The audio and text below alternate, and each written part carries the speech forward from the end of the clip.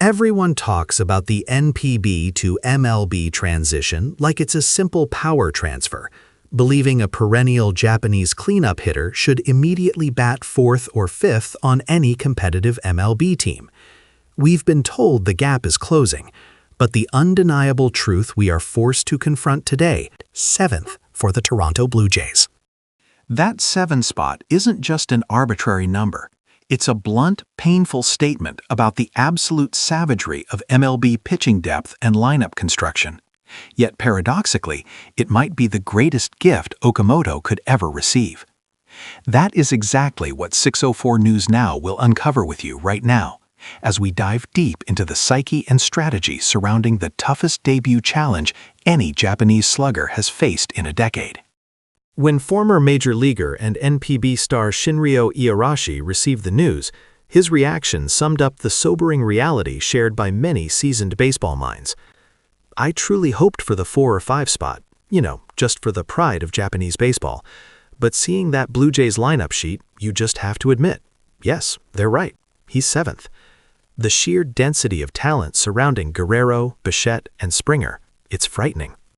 For years, Okamoto carried the massive weight of the Yomiuri Giants' legacy on his shoulders, required to hit the colossal home run in the clutch, often sacrificing plate discipline for power and intent.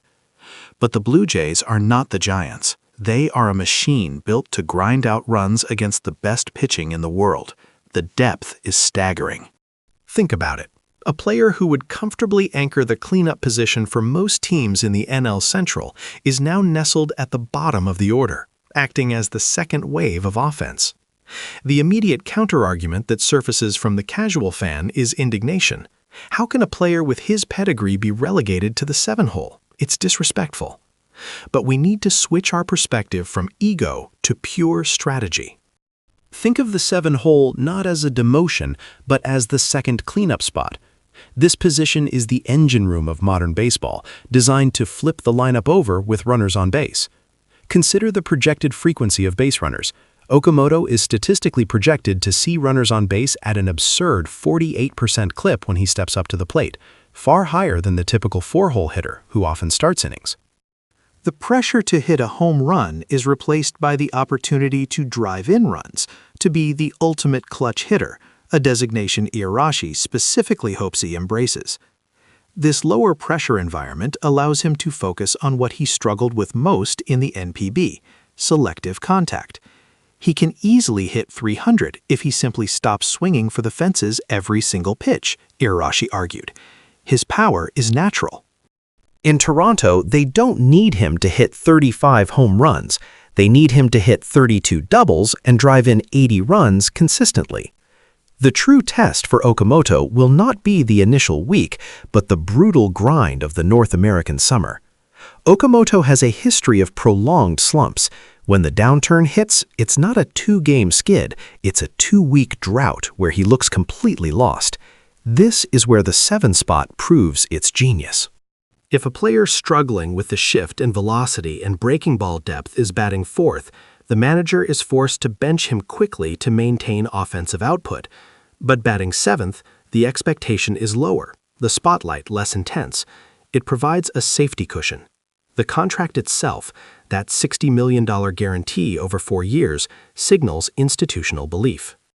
It doesn't just purchase a 7-hitter, it purchases a future 4-hitter, and the organization is giving him the latitude to adjust without immediate threat of benching.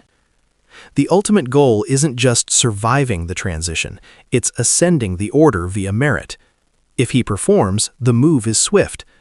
We're talking about potentially leaping from 7 to 4 in the span of 50 games, especially if the current 4-hitter shows any signs of weakness.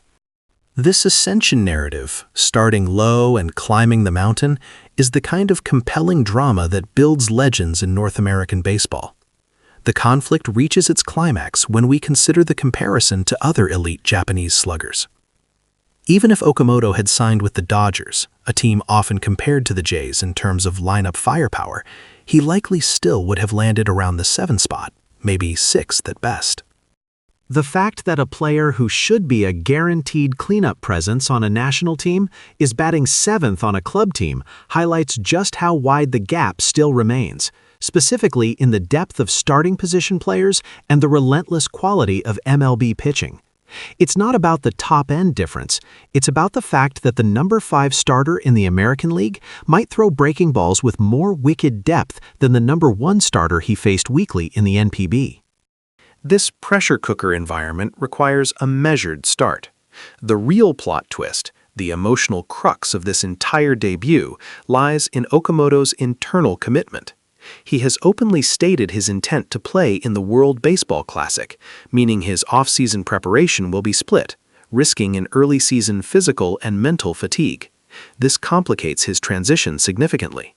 While critics will say this is poor planning, it shows his hunger. He isn't just focused on his team, he's focused on national pride, even if it means sacrificing his initial comfort. The challenge isn't adapting to the speed of the pitch, it's maintaining peak physical and mental stamina through the 162-game schedule, while also adjusting his swing mechanics to handle inside velocity. The Blue Jays understand this. They are relying on his history of durability, trusting that the 7 spot gives him the necessary mental decompression time to survive that inevitable early slump and emerge stronger in the summer. We are setting the stage for a dramatic shift. We predict that by the All-Star break, if he successfully focuses on contact and run production, he will be regularly hitting 4th or 6th, firmly establishing himself as the 2nd major threat in that relentless Toronto offense. He has the potential, perhaps even more than Hideki Matsui showed initially, because he possesses an innate ability to produce RBIs under duress. The starting point may be 7, but the destiny is undoubtedly 4. The trajectory is set, the expectations are high, but the starting line is surprisingly low. We believe Okamoto will shatter the glass ceiling. But what do you think?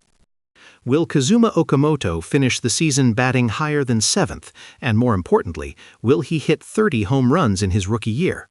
Let us know your predictions in the comments below. If this deep dive resonated with you, show your support by hitting that like button, sharing this video with your baseball crew, and of course, subscribing to 604 News Now for more elite analysis delivered straight to you.